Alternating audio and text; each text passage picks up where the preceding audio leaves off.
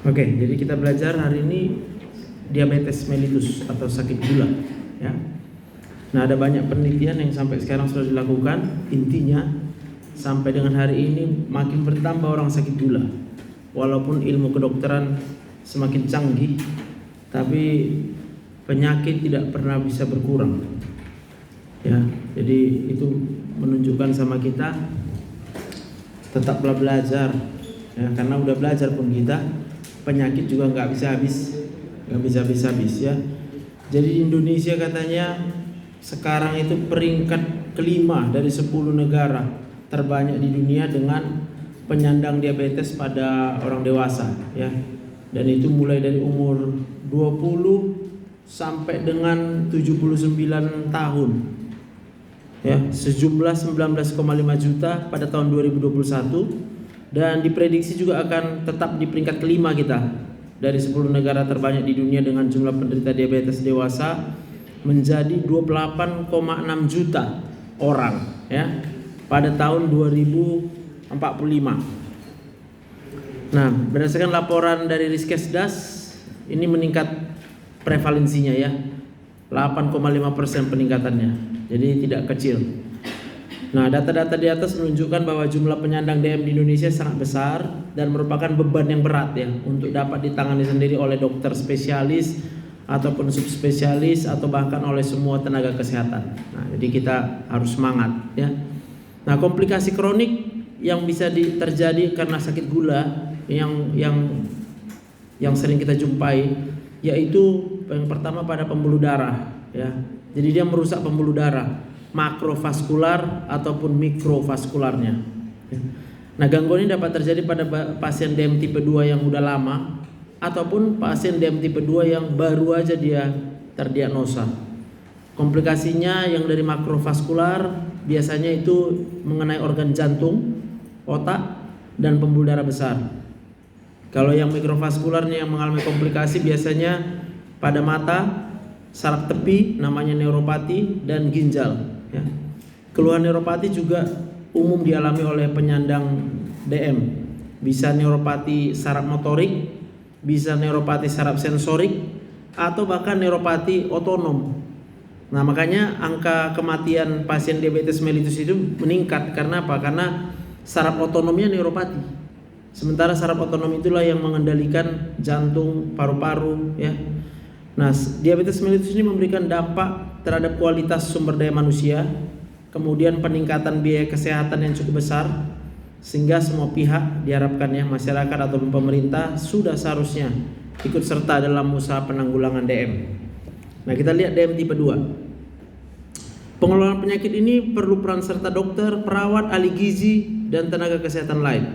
Jadi pada strategi pelayanan kesehatan bagi penderita DM, peran dokter umum menjadi sangat penting.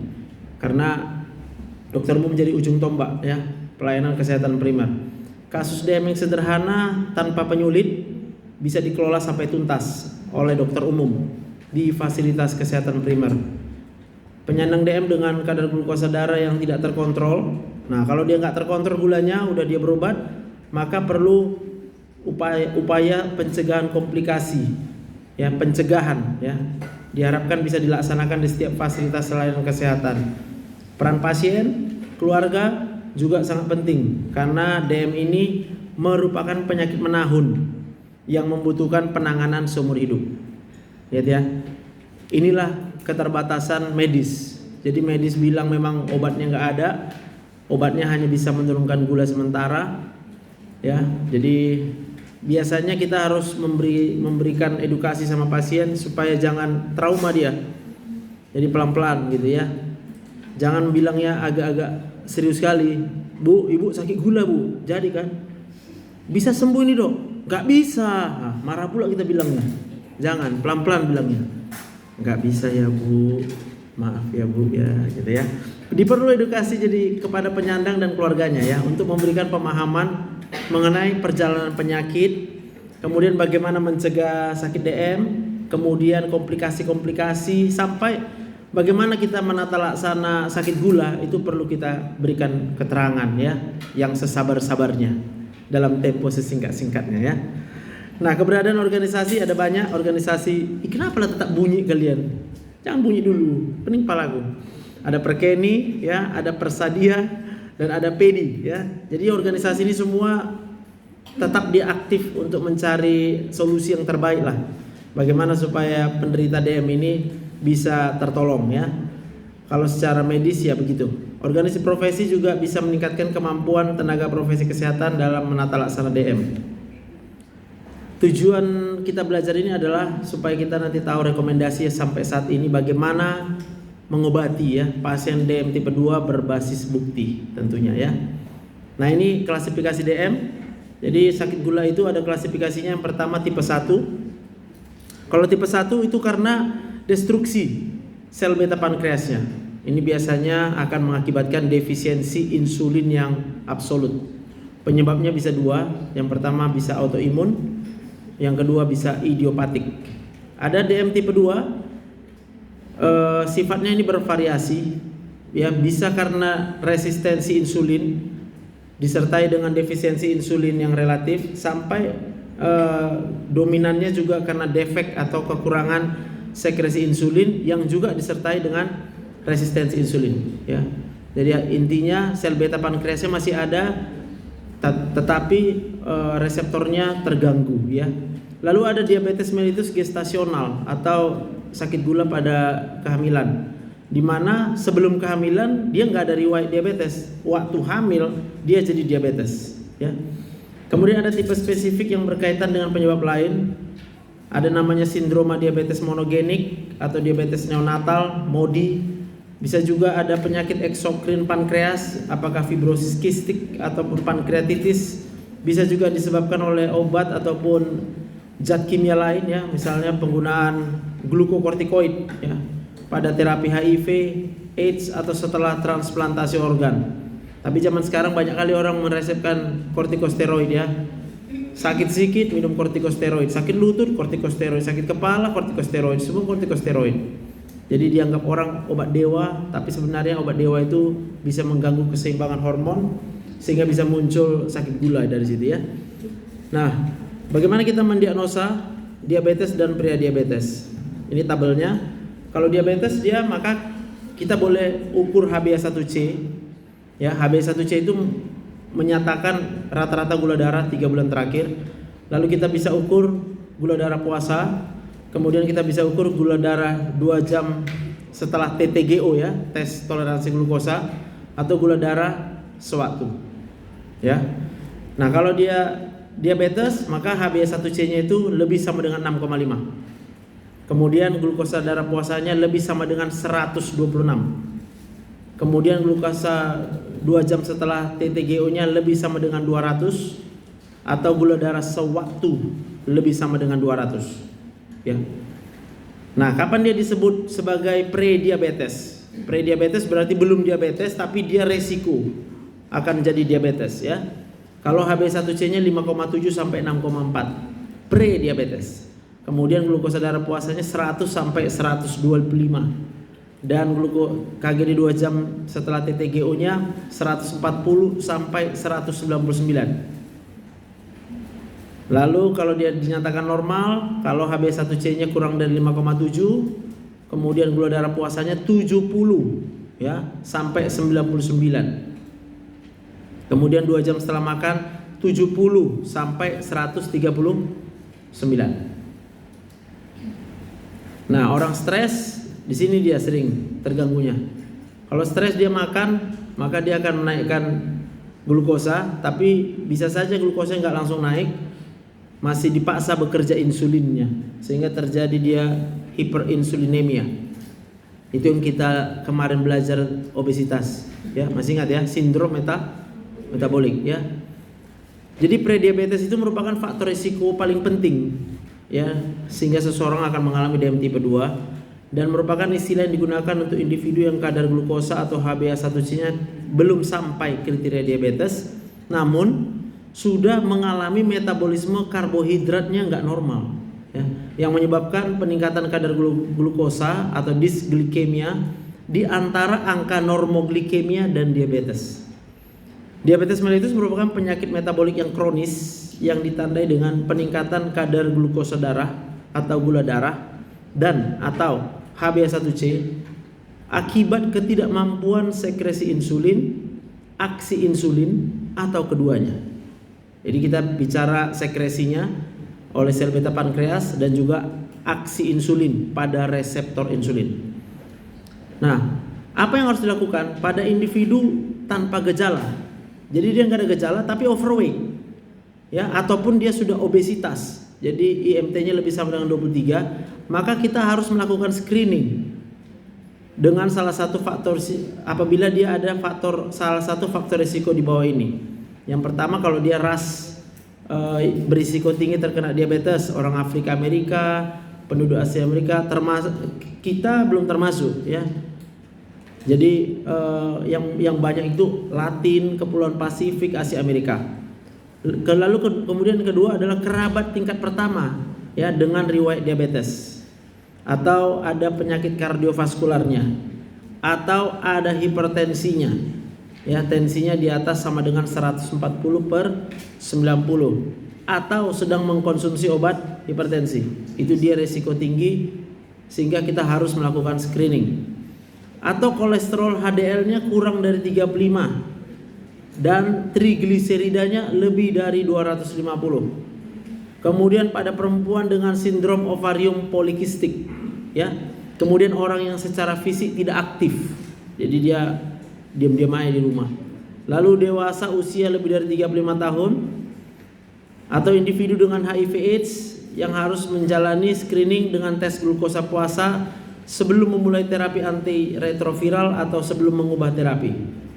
Kemudian wanita yang pernah didiagnosa dengan diabetes mellitus gestasional harus menjalani pemeriksaan screening setiap 3 tahun selama seumur hidup, ya. Jadi kalau perempuan waktu dia hamil mengalami peningkatan kadar glukosa darah, maka dia harus diperiksa sekali 3 tahun di screening, ya. Nah, pada individu dengan gejala hiperglikemik yang klasik, ya, misalnya poliuria berarti banyak kencing, polidipsia banyak minum, kemudian penurunan berat badan yang tidak dapat dijelaskan, maka pengukuran glukosa darah secara acak saja lebih dari 200 itu udah terdiagnosa dia sakit gula. Jadi kalau udah ada gejala klasik gejala klasik gula seperti ini sudah mengalami sakit gula cukup lama sebenarnya, ya. Makanya dia dengan pengukuran glukosa darah yang acak saja sudah kita naikkan diagnosanya. Tapi berhubung sekarang banyak kali orang cemas, ya kan? Orang cemas ini banyak kali minum. Alasannya nanti supaya ginjal gak rusak, ya kan? Akibat dia banyak kali minum, kerjanya bukannya banyak ini orang cemas nih. Diam gak menentu, melamun aja. Akhirnya kencing-kencing dia, poliuri. Kita pikir sakit gula. Belum lagi orang cemas, stresnya tadi akan meningkatkan kadar glukosa darah dari simpatik yang aktif, sistem saraf simpatik yang aktif, ya. Jadi sehingga orang cemas selalu takut dia sakit gula juga. Nah, jadi kadang-kala ini juga akan kita jumpai berlawanan, ya. Kalau sekarang kurasa lebih bagus kita bilang tenanglah dulu, baru kita cek gulanya, ya, gitu ya. Tapi kalau kita mau memastikannya, bisa kita periksa dengan HbA1c. Itu akan memastikan berapa sebenarnya kadar glukosa darahnya dalam 3 bulan terakhir, ya. Pemeriksaan HbA1c dilakukan dengan menggunakan metode yang sudah disertifikasi. Ini urusan laboratorium lah, ya.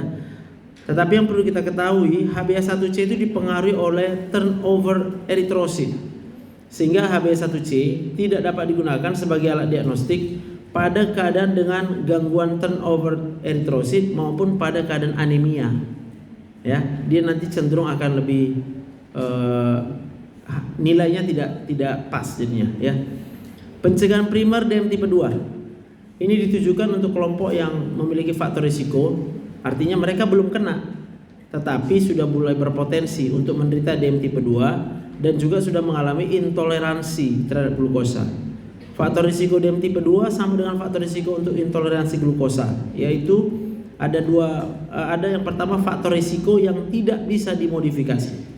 Jadi secara ras dan etnik itu nggak bisa dimodifikasi. Kemudian kalau memang dia ada riwayat keluarga, ya, dengan DM tipe 2, kemudian umur, ya, risiko untuk menderita intoleransi glukosa itu meningkat seiring dengan meningkatnya usia. Jadi usia kalau di atas 40 tahun harus dilakukan screening DM tipe 2 karena aktivitas fisiknya berkurang, kemudian tingkat stresnya akan semakin meningkat ya.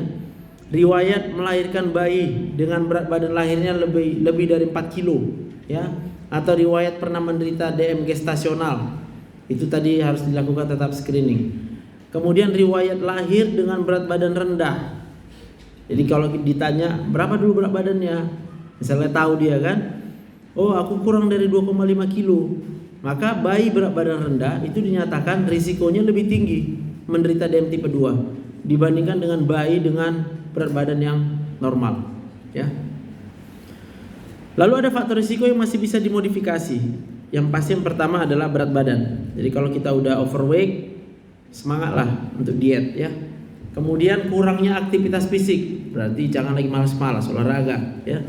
Kemudian hipertensi, lebih dari 140/90 tensinya. Gimana memodifikasinya? Ya minum obat tensi, tapi kan tidak juga bisa menyebabkan normal tensinya gitu ya. Maka yang dikatakan ini adalah mengubah gaya hidup, lifestyle modification ya. Kemudian dislipidemia, kalau HDL-nya kurang dari 35 atau trigliseridanya lebih dari 250, itu juga faktor risiko yang bisa dimodifikasi. Kemudian kebiasaan diet yang tak sehat, unhealthy diet, diet dengan tinggi glukosa ya, suka yang manis-manis ya, karena hidupnya udah pahit ya, jadi dia sukanya yang manis. Dan rendah serat, malas dia makan sayur ya, sukanya makan yang enak, daging gitu ya, yang manis-manis karena hidupnya udah pahit. Akan meningkatkan risiko menderita prediabetes, intoleransi glukosa, dan DM tipe 2. Nah makanya dibilang faktor dari keluarga itu sangat berpengaruh ya. Jadi kalau cari jodoh juga kayak gitu ya, tanya bapak mamamu sehatnya atau enggak. Kok udah banyak sakit bapak mamanya, tapi bukan mau bilang jangan cari sama dia, bukan. Tapi kenali. Itu faktor stresnya udah cukup tinggi dari latar belakang keluarganya. Jadi kau harus lebih ya, kalau memang pacaran kalian janganlah cuma setahun gitu. Tambahin waktu pacarannya supaya bisa mengenali pasangannya ya. Jangan nanti repot ya. Faktor lain yang terkait dengan risiko DM tipe 2, yang pertama adalah pasien dengan sindrom metabolik. Dia memiliki riwayat toleransi glukosa terganggu atau gula darah puasa terganggu sebelumnya ya. Kemudian pasien dengan riwayat penyakit kardiovaskular, pasiennya pernah stroke, pernah penyakit jantung koroner, penyakit arterial disease ya, peripheral arterial disease, itu semua berisiko tinggi untuk mengalami DM tipe 2. Bagaimana mencegah secara primer ya pada pasien DM tipe 2? Untuk mencegah supaya jangan DM tipe 2 bisa secara non farmakologis. Jadi nggak pakai obat. Ini dia ya. Tanpa obat. Nah, berbagai studi ini menunjukkan bahwa program pencegahan diabetes yang melibatkan intervensi gaya hidup ya, intervensi gaya hidup. Kemudian perencanaan makan rendah kalori. Ya, jadi direncanakan makannya. Kalau nggak direncanakan nggak bisa. Ya, itu sangat efektif dalam mencegah ataupun menunda DM tipe 2 dan memperbaiki faktor risiko kardiometabolik lainnya. Dari suatu diabetes prevention program, ya, menunjukkan bahwa intervensi gaya hidup yang intensif dapat mengurangi risiko DM tipe 2 sebesar 58% dalam 3 tahun. Kemudian ada Ducking study menemukan penurunan risiko itu sebesar 39% dalam 30 tahun. Wah, lumayan ya. Dan Finnish Diabetes Prevention Study itu menunjukkan penurunan risiko sebesar 43% dalam 7 tahun. Hal ini menunjukkan bahwa intervensi melalui perubahan gaya hidup dapat memberikan manfaat yang berkelanjutan dalam pencegahan DM tipe 2. Ya, tapi kalau udah sampai dia terjadi DM tipe 2 nggak bisa mundur lagi ke pencegahan. Ya, kita udah harus bicara faktor-faktor yang sangat banyak untuk bisa sembuh dari DM tipe 2 ya. Intervensi gaya hidup pada studi DPP adalah intervensi berbasis target. Semua peserta diberikan target penurunan berat badan ya, dan aktivitas fisik yang sama Tetapi individualisasi diperbolehkan dengan metode spesifik yang digunakan untuk mencapai target tersebut. Jadi kalau ditarget dia penurunan berat badan 7% dalam waktu 6 bulan pertama intervensi, ini layak untuk dicapai dan dipertahankan, dan cenderung akan mengurangi risiko terkena diabetes dan menekan faktor-faktor risiko kardiometabolik lainnya. Jadi kalau kita sulit untuk mentarget diri kita sendiri, menurunkan berat badan 7%, samalah pasien pun begitu ya. Jadi gak mudah memang. Nah, kecepatan penurunan berat badan yang diharapkan adalah sebesar 0,5 sampai 1 kg per minggu. Jadi dalam 1 bulan diharapkan 2 kilo sampai 4 kilo menurun berat badannya. Penurunan berat badan memiliki peran penting untuk mengurangi risiko progresivitas DM tipe 2. Setiap penurunan 1 kg berat badan dapat mengurangi risiko progresivitas sebesar 16% dalam waktu 3,2 tahun. Ya, lumayan kan? Jadi kalian harus men-set, hari ini aku nggak makan. Beda itu dengan hari ini aku makan jam 1. Kalau kau set kau makan jam 1 siang, asam lambungmu akan keluar di jam 1. Ya. Kalau udah terbiasa men-set jam makan, pasti asam lambungmu keluar di jam yang sudah kau set. Oke, jadi itulah caranya. Makanya harus di-set. Aku puasa, aku hari ini ku set puasa, tapi udah makan aku gara-gara dibeli istriku nasi bungkus. Tapi aku makan bukan karena lapar jadinya, karena ngiler. Makanlah, ya. Tapi itu pun dikit aja aku makan karena berpikir juga, ngapain aku makan ini banyak kali ya, hanya karena ya udahlah bagi duanya kita kan gitu kan. Oke, kita makanlah gitu ya. Satu sisi hemat ya kan, sisi kedua istri awak tambah cinta ya kan gitu. Oke, lalu kita lanjut ya. Setelah tadi kita target makan, maka yang kita target adalah aktivitas fisik ya. Jadi target aktivitas fisik adalah ini dia, aktivitas fisik intensitas yang sedang selama 150 menit per minggu atau 30 menit per hari. Misalnya jalan cepat. Ini akan menghasilkan pembakaran kalori sebesar 700 kilokalori per minggu. Aktivitas fisik ini sebaiknya dilakukan frekuensi minimal 3 kali per minggu atau paling sedikit setidaknya 10 menit per sesi. Ya, maksimal 75 menit latihan kekuatan dapat diterapkan untuk mencapai total 150 menit per minggu. Oke, intinya nanti bacalah ini kalau kalian mau lebih jelas yang mana sih Pak aktivitas fisiknya, bacalah nanti di sini ya. Mau kita tinggal di print kasih sama pasien, inilah nah ikuti mana yang kau mau. Gak mungkin kita hafal ini karena banyak pilihannya kan gitu. Nah, target kalori dihitung berdasarkan perkiraan kalori harian yang dibutuhkan untuk mempertahankan berat badan awal peserta dan menguranginya 500 sampai 1000 kalori per hari tergantung berat badan awal. Jadi kalau dia berat badannya over, target kita adalah mengurangi konsumsi 500 sampai 1000 kalori per hari. Kalau 1000 kalori bagi 4 itu kira-kira 250 gram nasi lah.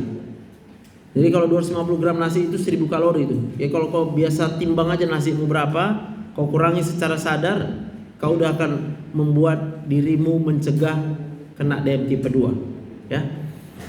Nah, persentase ideal kalori karbohidrat, protein dan lemak tidak bersifat general dan sebenarnya harus disesuaikan dengan pola makan, kesenangan pasien dan kondisi metabolisme dari individu itu pula ya. Diet Mediterania itu adalah makanan rendah karbohidrat dan terapi gizi medis individual itu efektif dalam menurunkan HbA1c pada individu dengan prediabetes. Kemudian ada pola makan vegetarian, nabati dan diet untuk menghentikan hipertensi atau DASH namanya ya. Juga dikaitkan dengan risiko terjadinya DM tipe 2 yang lebih rendah ya. Konsumsi biji-bijian, kacang-kacangan, buah-buahan, sayuran, membatasi konsumsi makan olahan juga dapat mengurangi risiko DM tipe 2. Tapi jangan disalah arti, ada orang jadi suka-sukanya dia. Nggak bisa. Jadi semua dalam jumlah yang secukupnya, bukan sesuka hati ya. Tapi kita suka makannya.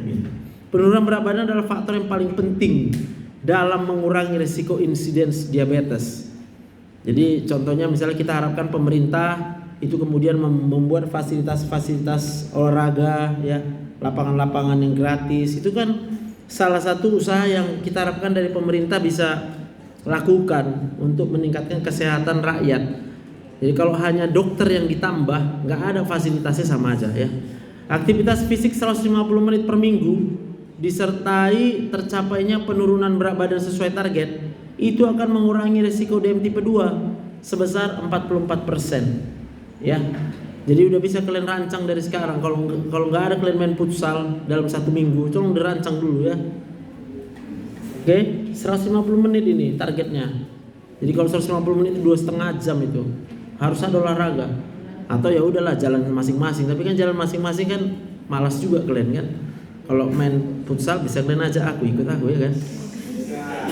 Nah, kode itu kode. Jangan cuma duduk-duduk aja kalian. Untuk mencapai penurunan berat badan dan target aktivitas fisik yang diharapkan, DPP lebih menyarankan untuk menggunakan pendekatan individual dibandingkan pendekatan berbasis kelompok. Jadi ya kita dekatilah pasiennya, banyak konsultasi dengan pasien.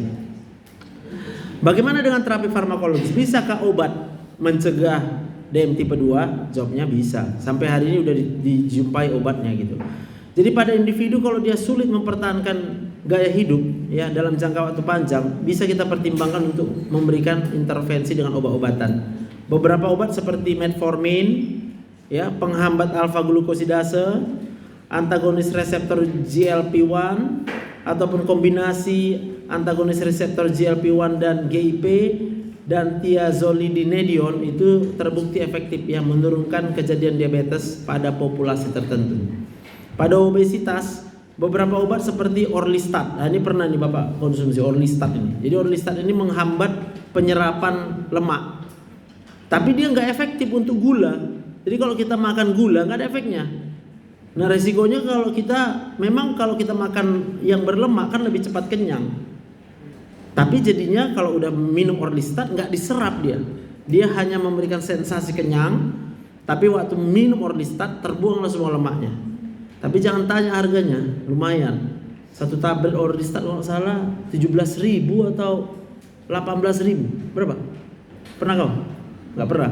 20.000 berasa.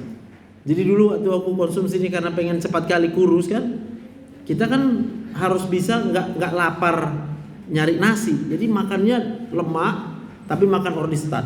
Kenyang, tapi nggak ada kalori yang masuk. Tapi mahal, 60.000 satu hari jadi kita keluarkan. Dan ada sisi nggak nyamannya, buang air besar itu nggak bisa ditahan, karena dia berminyak terus. Yang kedua, efeknya kasihan lah membersihkan toilet kita, lengket semua itu, minyak dia. Jadi bayangkan itu yang kita makan itu minyak, ya keluar minyak gitu. Tapi nggak bisa tertahan, cepet dia diproses, tes gitu, meledak meletup ya. Tapi ya worth it lah. Kalau mau mencapai berat badan cepat turun, oke aja ya. Karena kalau yang obesitas kan itu trigliseridamu udah tinggi di badan. Kamu gak boleh makan apapun sebenarnya kalau mau menghabiskan trigliseridanya. Jadi kalau masih ada kita masukkan kalori, maka trigliserida yang tersimpan di badanmu gak bisa dibakar. Ya, jadi memang obat yang seperti ini ya membantu di awal, tapi sesudah itu kembali lagi memang harus kita disiplin ya. Jadi kemarin Bapak salahnya serasa udah sembuh gitu kan, makan sesuka hati, selesai, balik lagi lah ya. Ada fentermin, topiramat, liraglutid, semaglutid, dulaglutid, tirzepatid itu juga terbukti bisa menurunkan risiko terjadinya DM tipe 2 ya. Metformin sendiri ini murah ya, memiliki data keamanan dan studi yang paling banyak sebagai terapi farmakologis untuk mencegah diabetes ya. Tetapi kurang efektif dibandingkan modifikasi gaya hidup. Jadi kalau dibandingkan yang dikasih metformin dengan yang mengubah gaya hidup, masih lebih efektif perubahan gaya hidup gitu ya. Cuma dia murah ya. Sebuah uji coba di Cina menunjukkan bahwa metformin yang dikombinasikan dengan intervensi gaya hidup digabung dua-dua itu mengurangi risiko diabetes 17% selama 2 tahun. Jadi nggak kena diabetes dia ya. Metformin untuk pencegahan diabetes harus dipertimbangkan pada orang dewasa yang berisiko tinggi mengalami DM tipe 2 ya. Misalnya pada orang usia 25 sampai 59 tahun dengan obesitas, dengan gula darah puasanya lebih sama dengan 110, dengan HbA1c-nya lebih sama dengan 6%. Dan juga kalau dia perempuan, riwayat diabetes mellitus gestasional. Penggunaan metformin jangka panjang bisa berhubungan dengan defisiensi vitamin B12. Ya, pertimbangkan untuk melakukan pemantauan berkala terhadap kadar vitamin B12 pada individu yang diberikan metformin, terutama kalau dia mulai menunjukkan anemia ataupun neuropati perifer ya. Nah, ada juga cara yang lain, namanya terapi bedah metabolik. Jadi dioperasi, lemaknya dibuang ya. Nah, nanti baca lah operasinya ini. Namanya bedah metabolik ya. Apakah lambungnya dikurangi kayak gitu ya kan, atau lemaknya diambil kayak gitulah, saya nggak ngerti. Artinya ini adalah studi yang menunjukkan terapi bedah metabolik juga menjadi pilihan ya. Nah, risiko kematian perioperatif umumnya 0,1 sampai 0,5%, hampir sama dengan risiko kematian untuk prosedur pembedahan abdomen umum seperti kolesistektomi ya. Jadi sama risikonya dengan operasi batu empedu ataupun dengan histerektomi ya. Waktu pemulihan pasca bedah dan morbiditasnya juga sampai hari ini angkanya sih sudah menurun secara signifikan karena makin canggih kan gitu ya, makin bersih gitu. Jadi pencegahan primer DM tipe 2 ini termasuk juga untuk kita mencegah terjadinya penyakit vaskular dan juga untuk mencegah risiko kematian. Ya, jadi mau panjang umur maka kita harus belajar pencegahan primer DM tipe 2. Itu berhubungan dengan penurunan risiko kematian. Individu dengan prediabetes seringkali memiliki faktor risiko penyakit kardiovaskular lain seperti hipertensi dan dislipidemia. Berhenti merokok ya harus menjadi bagian dari perawatan rutin bagi yang berisiko terkena diabetes. Oke? Lihat di sini dibuat berhenti merokok ya, bukan dilarang. Karena kalau orang berhenti merokok karena dilarang, dia stres. Jadi dia harus dengan kesadarannya berhenti merokok. Setelah berhenti merokok, seseorang masih dapat mengalami peningkatan risiko diabetes dan harus dipantau secara teratur. Karena ada orang berhenti merokok jadi kuat makan, ya kan? Penurunan berat badan pada individu dengan risiko diabetes juga bisa mengurangi faktor risiko kardiovaskularnya. Jadi jantung, pembuluh darahnya bagus. Studi Daking menunjukkan peran intervensi gaya hidup pada penurunan penyakit kardiovaskular dan angka kematian. Yalah ya. Jadi perubahan gaya hidup akan membuat jantung sehat, panjang umur ya. Jadi gimana bilangnya? Banyak orang hidupnya pun dia nggak suka gitu. Hidupnya nggak suka. Jadi kalau kalian hidupnya nggak suka, sebenarnya itu kalian stres. Jadi kalau kalian mahasiswa tapi kalian nggak suka sebagai mahasiswa, kayak mana itu Pak? Ya masa kita nggak suka belajar? Berarti nggak suka sebagai mahasiswa.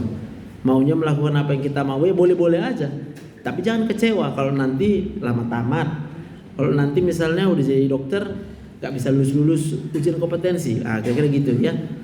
Jadi tentukan tujuan pengobatan dan terapi untuk hipertensi dan dislipidemia pada individu dengan prediabetes harus berdasarkan resiko kardiovaskular yang dimilikinya. Nah ini dia hasil uji coba menunjukkan ini ya, uji coba insulin resistance intervention after stroke yang dilakukan pada individu yang baru saja mengalami stroke atau serangan iskemik transien, tidak memiliki riwayat diabetes, tetapi ternyata dia sudah mengalami resistensi insulin. Jadi resistensi insulin artinya insulinnya ada cukup yang dihasilkan pankreas, tetapi reseptornya tidak memberikan respon ya. Hasilnya menunjukkan bahwa penggunaan pioglitazone dosis 45 mg per hari itu ternyata bisa mengurangi risiko stroke, infark miokard dan diabetes dibandingkan dengan placebo. Meskipun demikian, ada efek samping yang ditemukan berupa peningkatan berat badan, kemudian badannya bengkak atau edema, kemudian fraktur pada kelompok yang menggunakan pioglitazone. Jadi tulangnya jadi rapuh ya. Dalam beberapa kasus penggunaan dosis yang lebih rendah mungkin mengurangi efek samping, tetapi efektivitasnya juga jadi berkurang. Oke, ini kita lihat rekomendasi pemantauan glukosa darah mandiri atau cek gula sendiri. Jadi ini perlu kita ajarkan sama pasien. Yang pertama pada pasien nanti yang pakai insulin di rumah, ya. Dianjurkan melakukan pemantauan gula darah pada waktu-waktu tertentu, seperti misalnya bulan puasa atau sebelum dan setelah makan, ya. Kemudian menjelang tidur malam atau tengah malam, sebelum, pokoknya dia catat lah. Kapan dia ukur, dia catat jamnya, dia catat jam berapa dia makan. Itu kuncinya, ya. Kemudian kalau dia terapinya non insulin, meskipun tidak berkaitan dengan penurunan kadar HbA1c, pemantauan gula darah bermanfaat untuk pengaturan diet, ya, supaya kita sadar aja, oh ya, udah banyak tadi aku makan gitu. Kemudian untuk mengukur latihan fisik, kalau latihan fisiknya udah over, glukosanya jadi habis, ya, kita nggak mau nanti tiba-tiba hipoglikemi. Makanya harus tetap kita minta pasien itu pantau gula darah sendiri, ya. Target pengendalian DM untuk pasien dewasa yang tidak hamil, ya. Yang pertama targetnya ini, HbA1c-nya kita target kurang dari 7%. Jadi kalau dia udah sakit, kurang dari 7% targetnya, ya. Nggak bisa kita berharap kayak orang normal. Itu bedanya. Tapi kalau dia semakin rendah kita target HbA1c-nya, hati-hati pada orang tua, ya. Dia akan lebih risiko hipoglikemi. Kemudian glukosa darah sebelum makan, targetnya itu adalah 80 sampai 130. Glukosa darah 1 sampai 2 jam setelah makan, itu tadi sebelum makan, ya. Preprandial 80 sampai 130 targetnya kalau dia udah sakit gula. Kemudian kalau dia 1 sampai 2 jam setelah makan, kurang dari 180 targetnya, ya. Untuk LDL targetnya kita target dia di bawah 100 kalau kita anggap dia risiko sedang, di bawah 70 kalau dia risiko tinggi, di bawah 55 kalau dia risikonya sangat tinggi. Ya, jadi ini berdasarkan risiko pasiennya. Untuk kolesterol yang non HDL juga ini angkanya. Untuk trigliserida targetnya adalah di bawah 150. Kemudian kalau ada pemeriksaan ApoB, targetnya di bawah 90. Nah, ada beberapa hal yang perlu diperhatikan terkait target kontrol glukosa, ya, khususnya pada pasien DM usia lanjut. Jadi pada usia lanjut dengan penyakit komorbid yang stabil dan status kognitif dan fungsionalnya masih baik, kita bisa mengharapkan target HbA1c-nya itu kurang dari 7 sampai 7,5, ya.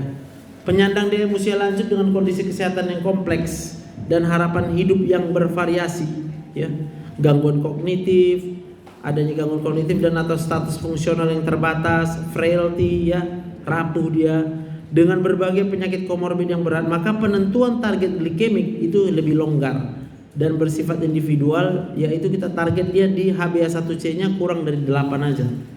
Jadi makin ketat dia ditarget, makin stres juga dia nanti. Belum lagi resiko hipoglikeminya akan meningkat. Penyandang DM usia lanjut dengan kondisi kesehatan yang lebih buruk, maka target glikemiknya tidak diutamakan, tetapi lebih difokuskan pada kualitas hidup yang lebih baik dan pencegahan hipoglikemia. Jadi makin banyak penyakit opung ini, jangan makin ditarget gulanya. Makin kita target gulanya, makin cepat dia mati. Jadi istilahnya fokuskanlah pada kualitas hidup yang lebih baik. Berarti buatlah opung kita bahagia. Bahaya. Bahagia. Oke. Dan nah, kalau kita lihat dari nilai HbA1c, gimana sih cara taunya berapa itu gulanya rata-rata, kan gitu kan? Ini tabelnya. Jadi boleh disimpan nanti tabelnya. Kalau HbA1c-nya 6, ini ya, itu berarti rata-rata gula darahnya itu dalam 3 bulan terakhir adalah 126. Ini ya, kalau dia 6. Kemudian kalau dia 5,5 sampai 6,49, maka yang kita bisa lihat adalah rata-rata gula darah puasanya 3 bulan terakhir itu adalah di angka 122, dan rata-rata gula darah postprandial atau setelah makannya adalah 144. Sampai nanti kalau kita lihat ada yang sampai 12 HbA1c-nya, maka itu berarti rata-rata gula darahnya dalam 3 bulan terakhir adalah 298, bisa sampai 347, ya. Kalau dia 8 sampai 8,5, gula darah puasanya rata-ratanya 178. Dan gula darah setelah makannya itu 206. Gitu. Jadi lihat tabel inilah. Kalau kita cek HbA1c, lihat tabel ini berapa. Ini rekomendasi latihan-latihannya ya. Ada latihan aerobik, sepeda, jalan, berenang, gitu. Dok, ini boleh dok? Kau tengok aja lah ini, ya kan? Kau print, tinggal di print lah, nggak payah. Kemudian ada latihan resistensi, pakai resistant band atau pakai beban atau pakai berat badannya, gitu. Mau kau ajarilah ini. Ada latihan fleksibilitas, jadi kita suruh dia hanya latihan peregangan. Bisa peregangan statis atau dinamis, bisa juga dengan yoga. Ya, ada latihan juga keseimbangan untuk usia lebih sama dengan 50 tahun. Berdiri satu kaki, tai chi, latihan resistensi badan, bawah dan tengah. Tengoklah itu nanti ya. Pertimbangkan latihan fisik pada pasien DM dengan komplikasi mikrovaskular dan makrovaskular. Jadi kita lakukan dia berdasarkan penyakitnya ya. Jadi kalau dia ada sakit jantung koroner, ini lanjurannya. Boleh semua jenis latihan fisik, tapi sebaiknya dilakukan di program rehabilitasi jantung dengan supervisi. Mana tahu nanti semangat kali dia latihan, akhirnya mati dia. Karena neuropati otonom ya. Kemudian angina karena latihan fisik. Jadi misalnya dia nyeri jadi bisa dia komplikasinya itu adalah nyeri dada karena latihan fisik, sehingga kita harus menjaga frekuensi denyut jantungnya lebih sama dengan 10 kali per menit di bawah frekuensi denyut jantung yang berkaitan dengan awitan angina ya. Bisa juga komplikasinya infark miokard dan stroke ya, serangan jantung dia ya. Ini anjuran-anjurannya. Hipertensi, penyakit jantung kongestif, penyakit arteri perifer, semua di sinilah. Neuropati perifer. Jadi kalau ada udah kebas-kebas, hindari latihan fisik yang menyebabkan trauma kaki. Nah banyak kan pasien nanti, aku kebas terus dok, padahal katanya, padahal aku rajin jalan pagi. Nggak boleh lagi, karena makin sering dia jalan pagi, makin berkurang kemampuan pembuluh darah untuk menghantarkan oksigen ke kakinya karena gulanya tadi ya. Jadi tidak dianjurkan dia banyak jalan. Lalu ada neuropati otonom ya. Neuropati otonom berarti kita harus lakukan evaluasi jantung sebelum memulai aktivitas fisik. Akhirnya diceklah dulu pasiennya. Kalau sudah kita nyatakan dia mengalami komplikasi, sampai kalau dia matanya udah kabur ya, retinopati diabetes. Ini juga harus diperhatikan ya. Kemudian ada yang penyakit ginjal diabetes juga, ini latihannya bisa aman. Termasuk juga dilakukan pada sesi ketika dia cuci darah ya. Nah untuk kebutuhan kalori ini kemarin kita bilang ya, cara hitungnya di sini. Oke. Jadi dasarnya begini. Semua penderita DM sebenarnya kebutuhan kalorinya itu sama dengan orang nggak DM. Yang akan kita sesuaikan dengan berat badan dan aktivitasnya. Jadi kalau berat badannya over, maka kita harus kurangi kalorinya. Kalau dia misalnya aktivitas fisiknya nggak banyak, kita pun harus kurangi kalorinya. Kira-kira gitu, itu logikanya. Jadi rata-rata itu kebutuhan kalorinya adalah 25 sampai 30 kalori per kilogram berat badan. Ideal ya. BB ideal, bukan BB dia yang sekarang. Tapi BB ideal berapa menurut tinggi badan dia ya. Ini cara penghitungan berat badan ideal. Ada rumus Broca. Berat badan ideal adalah 90% dikali tinggi badan kurang 100 dikali 1 kilo. Itu BBI-nya. Untuk laki-laki, kalau tinggi badannya kurang dari 160 dan kalau perempuan kurang dari 150, rumusnya dimodifikasi. Nah, ini nasib yang kayak awak inilah, pendek ya kan. Tinggi badan kurang 100 kali 1 ya kan. Jadi berarti makan kita makin banyak atau makin dikit kita makan jadinya. Iya kan? 90%-nya kalau dia di atas 160 tinggi badannya ya. Oh gitu ya. Iya, dianggap kurang gizi lah kita jadinya. Pengalinya jadi banyak ya. Jadi berat badan normal dibandingkan berat badan ideal itu lebih kurang tambah kurang 10%. Kalau dia kurus itu kurang dari berat badan ideal, kurangi 10%. Kalau dia gemuk lebih dari berat badan ideal ditambah dengan 10%. Gitu. Apanya ya kan? Kurang dari berat badan ideal, kurang dari 10%, gemuk. Inilah, kita nggak ahli gizi tapi dikasih yang seperti ini ya. Nah, bisa juga kita hitung berdasarkan IMT. Jadi IMT itu adalah berat badan bagi tinggi badan pangkat 2. Ini klasifikasinya. Disebut dia berat badan kurang kalau kurang dari 18,5 kg per meter kuadrat. Disebut dia obes tingkat 2, yang paling obes itu adalah lebih sama dengan 30 per kilogram meter kuadrat. Ini cocok untuk Asia Pasifik, ya, kurang cocok untuk orang di Amerika atau di Eropa. Nah, faktor-faktor yang menentukan kebutuhan kalori yang pertama adalah jenis kelamin. Jadi laki-laki lebih besar. Kalau perempuan 25 kalori per kilogram berat badan, kalau laki-laki 30, ya. Kemudian usia.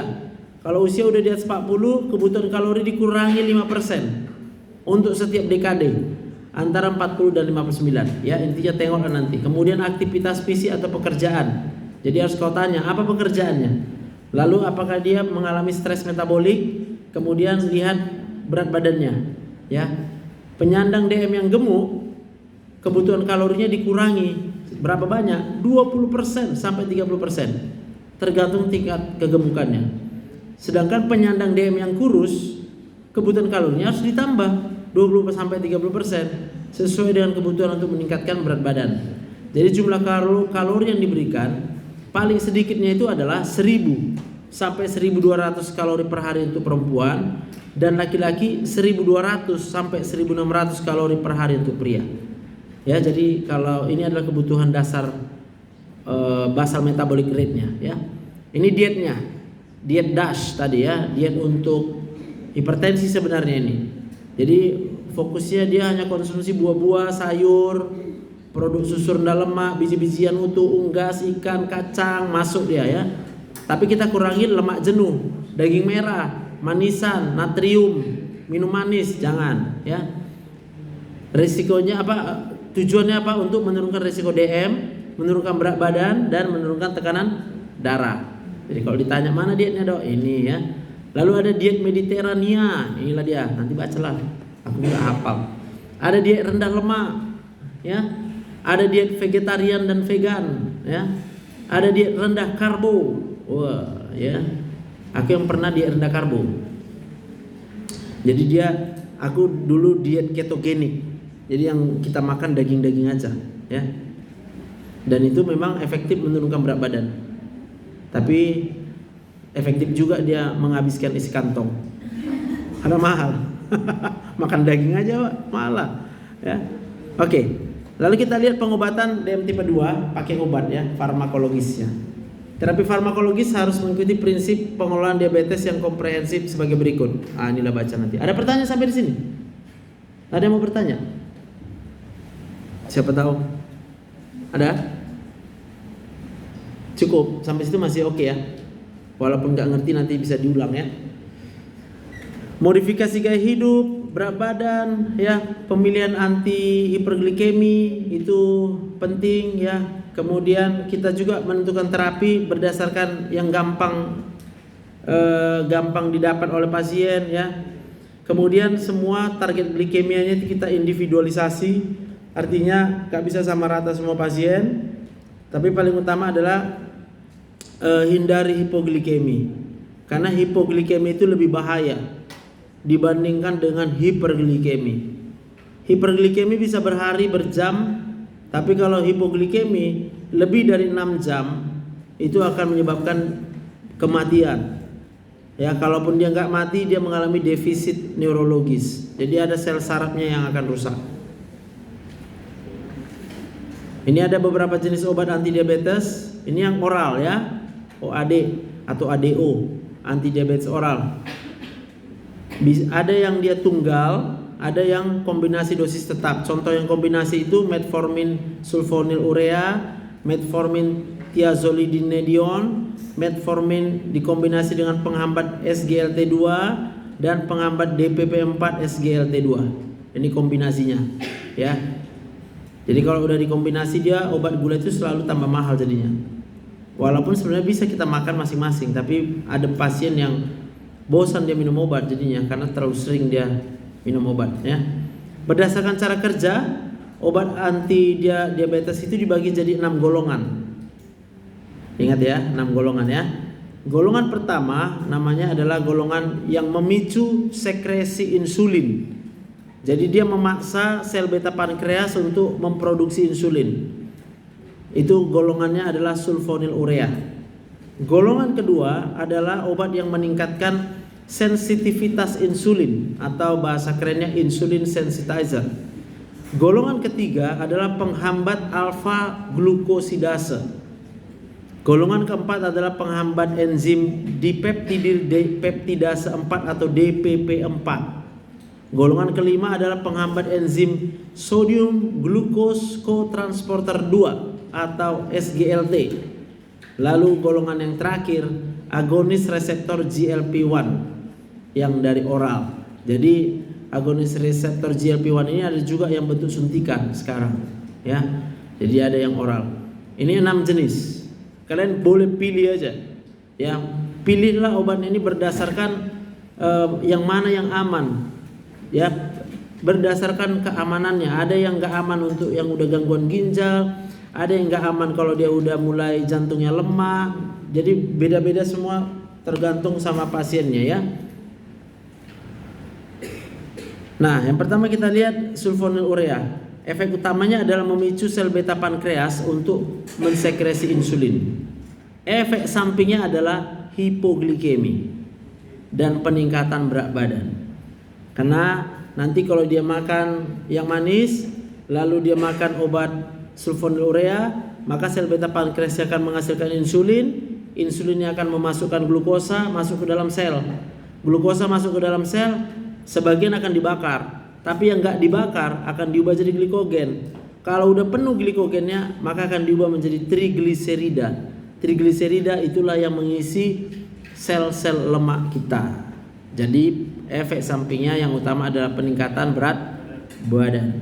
Penggunaan sulfonylurea harus hati-hati atau sebaiknya dihindari pada pasien dengan risiko tinggi hipoglikemia, misalnya pada usia lanjut, kemudian pada pasien dengan gangguan fungsi hati dan juga yang sudah mengalami gangguan fungsi ginjal. Contoh obatnya adalah glibenclamid, glipizid, glikuidon, gliclazid, dan glimepirid. Ini nama obat-obatnya. Tapi kalau nama obat patennya ada banyak, nggak hafal aku, ya. Nah, ada beberapa interaksi obat dengan sulfonylurea. Yang pertama ada golongan yang akan meningkatkan risiko hipoglikemi. Contohnya kalau pasiennya dapat aspirin, fibrat, trimethoprim, alkohol, kemudian ranitidin, ya. Jadi kalau ada asam lambung pasiennya dapat sulfonylurea dia, kita kasih dia ranitidin, waduh, risiko dia untuk hipoglikemi, ya. Probenesid, allopurinol itu merupakan inhibitor terhadap ekskresi sulfonylurea lewat urin. Kemudian obat-obat simpatolitik dan penyekat beta yang non kardioselektif itu merupakan antagonis terhadap hormon kontrainsulin. Tapi ada juga yang memperburuk gulanya. Makanya pasien sakit gula kalau dia TBC kita anjurkan dia pakai insulin. Karena kalau dia nggak pakai insulin, dia pakai sulfonylurea, maka rifampisin ini akan membuat sulfonylureanya habis, meningkatkan metabolisme sulfonylurea. Kalau gulanya nggak turun, TBC-nya nggak bisa diobati. Nah itu yang harus dikasih penjelasan sesabar-sabarnya sama pasien, supaya jangan nanti dia setelah 6 bulan nanya dia ke kita, kok nggak sembuh aku dok? Aku udah minum obat gula, aku udah minum obat TB, ternyata ini, ya, rifampisinnya akan, karena rifampisin itu harus diminum INH, RH. Selama 6 bulan penuh rifampisin harus diminum, ya. Jadi itu akan membuat sulfonylureanya tidak di metabolisme, jadi nggak ada kerja, jadi gulanya tinggi terus. Tiazid, kortikosteroid, estrogen, phenytoin ini obat apa namanya itu? Epilepsi, ya. Oke. Lalu ada peningkat sensitivitas insulin atau metformin. Inilah yang paling terkenal di dunia ini, metformin ya. Udah terkenal, murah lagi kan, mantap dia. Metformin ini termasuk golongan biguanid. Efeknya terutama adalah mengurangi produksi glukosa hati atau menurunkan gluconeogenesis dan memperbaiki uptake atau ambilan glukosa di jaringan perifer. Mekanisme kerjanya masih banyak yang belum terungkap ya, tapi banyak yang bagus ya. Efek pleiotropik metformin diantaranya menurunkan pembentukan advanced glycation end products, menurunkan produksi reactive oxygen species yang diinduksi hiperglikemi, memperbaiki disfungsi HDL sehingga menurunkan resiko kardiovaskular. Jadi metformin itu gunanya mengurangi resiko penyakit jantung. Itu bagusnya, itu kau ingatlah bagus-bagus ya. Supaya semangat kau kasih obat metformin sama pasienmu. Karena metformin gak tahu apa-apa, sekarang dia banyak difitnah ya. Aku gak bisa metformin, katanya metformin bahaya. Difitnah dia. Gak tahu apa-apa metformin difitnah bilang. Metformin akan memodulasi status metabolisme energi miokard melalui aktivasi AMP activated protein kinase dan regulasi metabolisme lipid dan glukosa pada kardiomyosit. Bayangkan, mantap kali ya. Jadi kerjanya sampai ke otot jantung ya. Mekanisme kerja metformin bisa bervariasi berdasarkan dosis dan lama pemberian yang berbeda. Metformin tidak hanya bekerja di mitokondria sel hepar saja, tetapi juga mempunyai mekanisme kerja langsung di usus, sehingga akan mempengaruhi penyerapan glukosa dan mikrobiota usus. Jadi pada beberapa orang metformin bahkan bisa dipakai untuk obat diet ya. Metformin juga meningkatkan GLP-1 di usus dan juga mempunyai mekanisme kerja pada sistem imun. Lihat manfaatnya ya. Jadi nggak gampang infeksi pasiennya kalau dapat metformin. Kecuali dia dapat metformin tapi minumnya terpaksa. Ya. Terpaksa artinya percaya dia kata orang, metformin nggak bagus. Berarti dia nggak percaya sama dokternya kan? Dokternya meresep kan berarti karena kalau ada pasienmu nggak mau lagi dia pakai metformin, berarti dia udah nggak percaya samamu.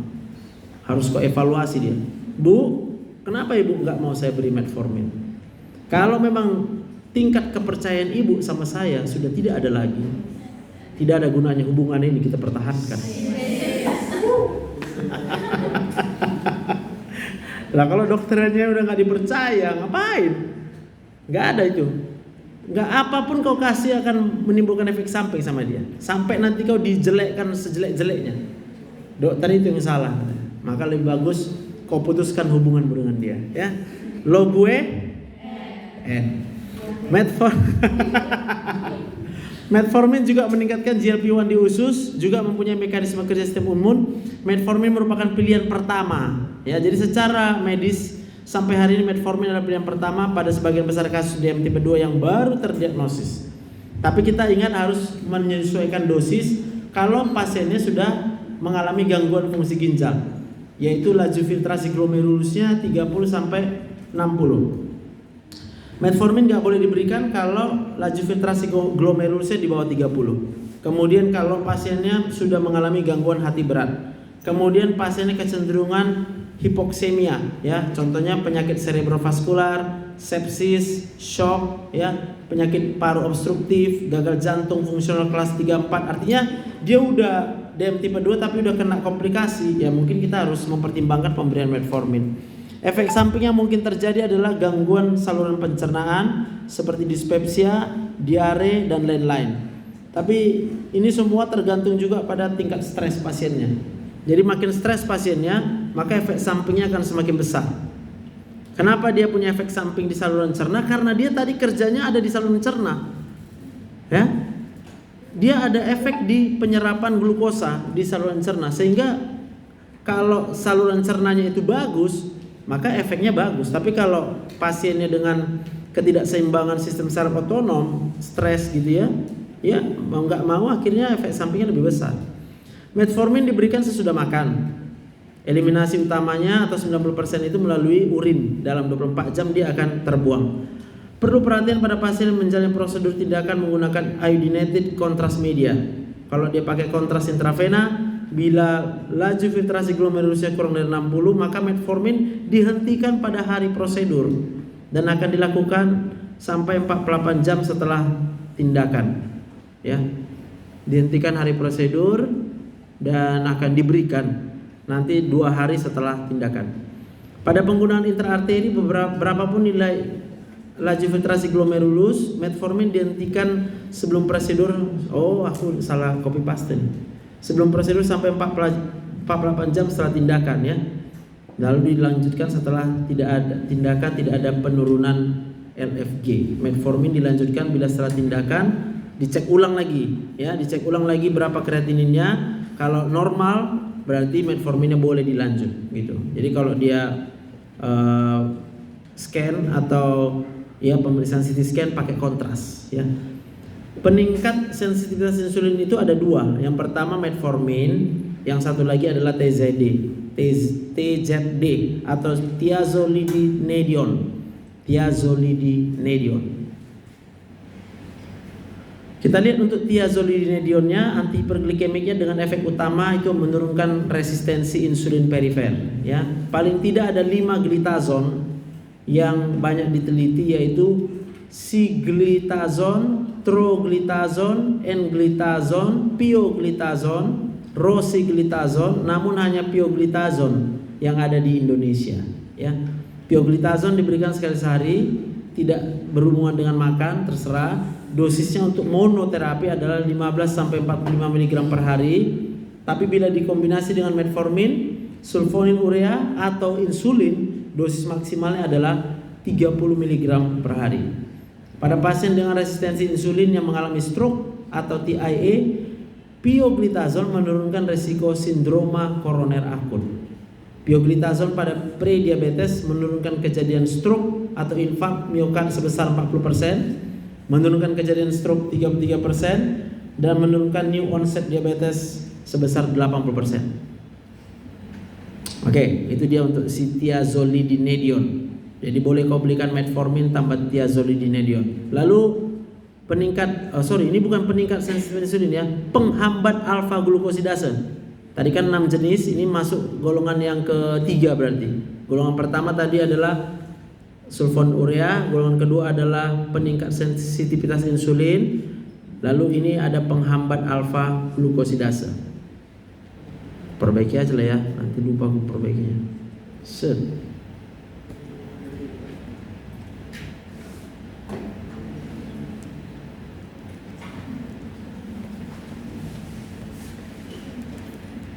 Sekalian kalau ada yang mau bertanya silakan, ayo.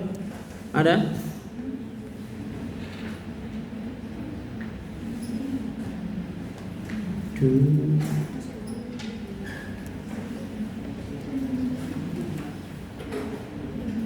Ada mau nanya?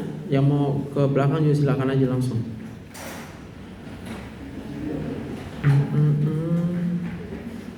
Sampai mana nih?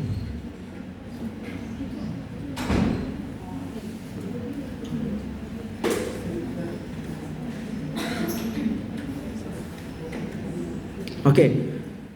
Jadi penghambat alfa glukosidase ini kerjanya adalah penghambat enzim yang ada di brush border usus halus. Ya. Jadi dia akan memperlambat penyerapan gula. Ya, menghambat penyerapan gula, tapi efek sampingnya akan terjadi banyak buang angin. Jadi kalau ada kalian lihat orang agak tua, cepat kali dia buang angin, tanyalah dia, ada minum penghambat alfa glukosidase? Gitu ya. Baru dibilang iya ada.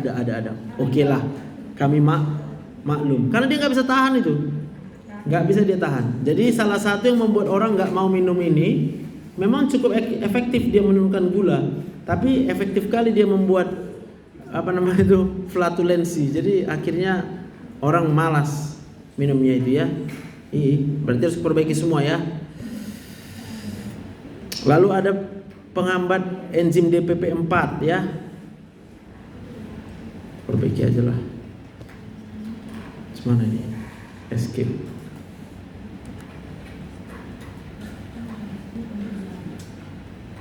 Inilah kalau udah ngantuk ngerjainnya ya kan.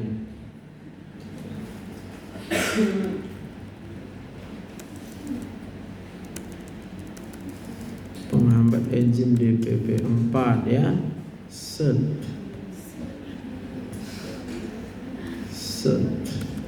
Sekarang setnya kan.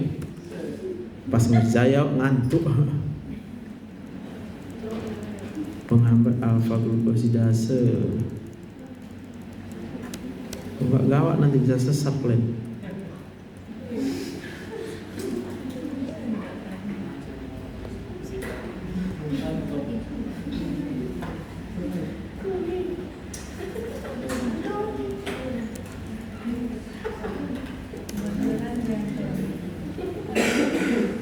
Oke.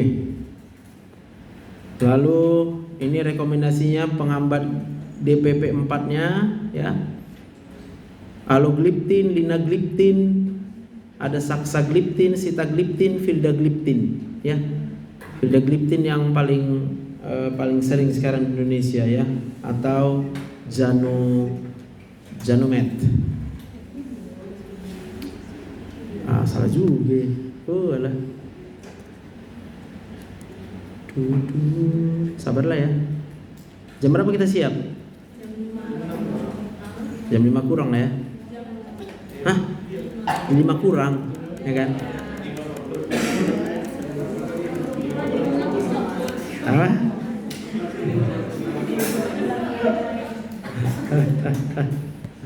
Ada. Untuk menurunkan kadar gula darah setelah makan yang prandial. Ini dosis awal. Dosis awal itu bergantung berat badan. Kapan kita kasih? Kalau dia udah kita kasih obat yang oral tadi, nggak terkontrol gulanya. 5 sampai 10 unit per hari awalnya, ya. Atau 0,1 sampai 0,2 unit per kilogram berat badan per hari. Jadi kalau berat badannya 60, maka kita kasih 6 unit per hari. Dan episode hiperglikemia, selain itu insulin ini memerlukan penyesuaian ya. Jadi bergantung kapan dia hiperglikemianya. Kalau dia selalu hiperglikemianya itu setelah makan ya, padahal glukosa darah puasanya nggak terlalu tinggi, ya boleh aja kita langsung berikan yang kerja pendek ya. Tapi di awal semua kita berikan dulu yang kerja panjang. Ini dosisnya ya. Oke.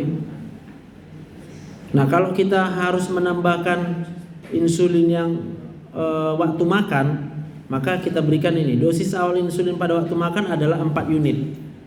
Jadi kalau 3 kali makan dia 3 kali 4 unit kita kasih. Atau 10% dari dosis basal untuk diberikan setiap makan. Jadi kalau dosis basalnya itu udah 12 ya, maka 10%-nya itu ya masih kecil lah ya, nggak mungkin 12. 20 misalnya ya kita berarti berikan masih di angka 2 lah gitu ya.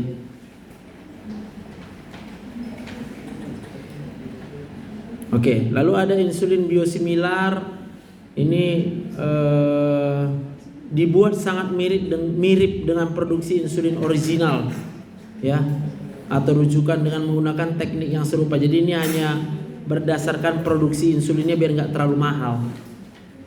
Tak kenapa lah bersaing orang itu menghasilkan insulin ini ya kan. Iya, dia nggak mau zat dia diproduksi juga sama perusahaan lain. Jadi dia hanya kasih biosimilar. Dia kunci zat yang dia temukan itu hanya boleh dia yang menjual. Entah siapa yang salah di situ ya. Oke, ini tadi lagi ya. Jadi penanganan DM dilakukan dengan modifikasi gaya hidup disertai dengan pilihan farmakoterapi antara lain adalah ini ya. Ada insulin sensitizers, insulin secretagogues, alpha glucosidase inhibitor, agonis reseptor GLP-1, penghambat DPP4, penghambat reseptor SGLT2 sampai tingkat yang terakhirnya adalah insulin. Oke, ini indikasi-indikasinya. Kalau dia insulin wajib untuk DM tipe 1. Lalu wajib untuk ibu hamil yang gulanya nggak bisa dikontrol. Ya. Kemudian indikasi insulin kadang temporer sementara boleh kita berikan kalau pasiennya sudah dapat obat oral ya. dengan dosis optimal selama 3-6 bulan tapi belum tercapai gulanya, kita boleh tambahkan insulin yang basal. Atau pasien mengalami dekompensasi metabolik, ya. Kemudian pasien dengan steroid dosis tinggi, pasien yang mau dioperasi, jadi kita menurunkannya itu dengan insulin. Lalu ada pasien dengan penyakit penyerta tuberkulosis, TBC, ya, penyakit hati kronik dan gangguan fungsi ginjal. Oke. Ini DM tipe 1 wajib insulin, ya, wajib insulin yang kerja pendek dan kerja panjang. Untuk tipe 2 inilah dia, ya. Gunakan insulin dini pada keadaan hiperkatabolisme. Misalnya dia sudah mengalami penurunan berat badan, ya. Oke lah, banyak lah ini, ya. Rawat jalan, ya kan. Yang mau masuk penyakit dalam inilah yang dipelajari. Intensifikasi. Berapa slide tadi itu? 100 kira saya. Cara pemberian insulin, ya. Oke, silakan dibaca-baca lah. Oke, habis. Ada pertanyaan? Ada 109 slide, ya kan? Selamat belajar. Ada pertanyaan? Enggak ada? Ah? Apa itu? Oh, komplikasinya. Jadi komplikasinya itu kan memang dia udah masuk ke organ. Jadi kalau kita cerita komplikasi penyakit jantung, berarti kau dapat bahannya itu waktu blok jantung. Kan PJK misalnya penyakit jantung koroner, ya harus kau buka lah pelajaran waktu blok jantung kardiovaskular. Stroke misalnya, harus kau buka blok yang neurologi. Retinopati katanya, berarti harus kau buka pelajaran mata. Ginjal, gagal ginjal dia, CKD, berarti harus kau buka pelajaran yang di blok ginjal. Jadi di blok ini kan endokrinnya aja.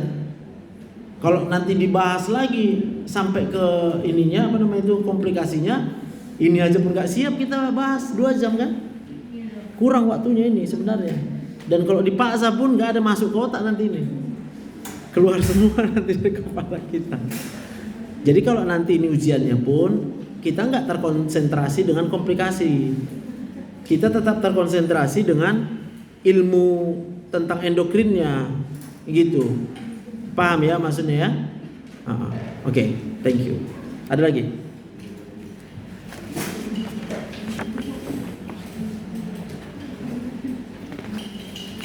Siapa yang nggak masuk? Michael nggak masuk. Anton nggak masuk dok. Antoni. Nih, kena semua ini kita tengok. Yeni juga pada masuk. Yeni? Yeni siapa Yeni? Mamanya, oh alah. Boleh sih, karena mama yang bayar ya kan. Aduh. Iya. Oke, kalau nggak ada lagi silakanlah ditutup. Thank you semuanya. Tepuk tangan untuk kita.